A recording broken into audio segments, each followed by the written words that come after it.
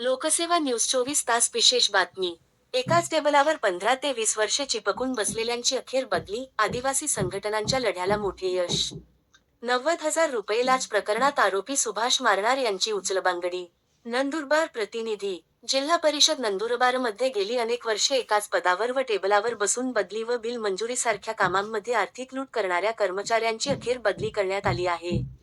जिल्हा परिषदेचे सीओ सावनकुमार यांनी हा धाडसी निर्णय घेतला आहे. सुभाष मारणार या वरिष्ठ सहाय्यक प्रशासन अधिकाऱ्याचा 90,000 लाच घेतल्याचा व्हिडिओ व्हायरल झाल्यानंतर जिल्हा परिषदेत खळबळ उडाली. 13 वर्षांपासून एका जागी असलेल्या सुभाष मारणार यांची बदली शिक्षण विभागातून पाणीपुरवठा विभागात करण्यात आली आहे.